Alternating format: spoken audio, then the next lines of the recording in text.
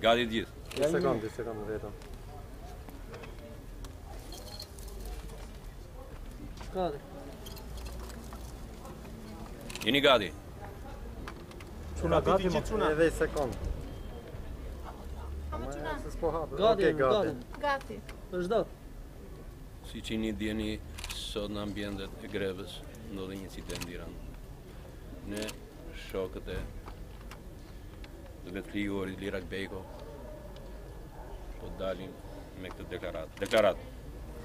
Sërish, sot rreth orës 12, një nga shokët tanë, Lirak Beko, shkoi deri vetëflijimin me vullnetin e tij të plot në ambientet e grevës urisë.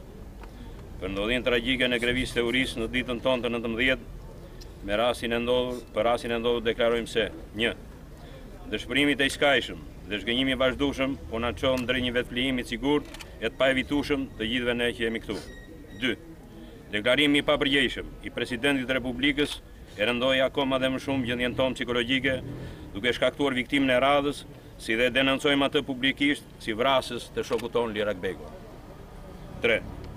Qëndrimi i tij ndaj grevës tonë reflektoi vasalitetin banal dhe nënshtrimin e ulët ndaj kryepushtetari të këtij vendi, duke treguar edhe një herë se mbetet shërbëtor i bindur i tij.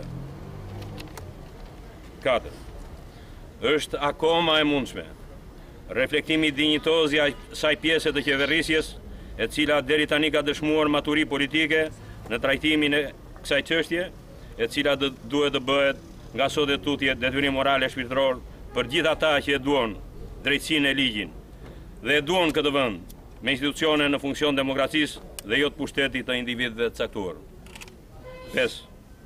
Duke u shprehur edhe një herë qartazi dhe prerë se greva jon është motivuar për shkaqe vetëm ekonomike, u bëjmë thirrje edhe një herë, kujdo qoftë se ne nuk do të pranojmë kurrë që greva jon të përdoret politikisht.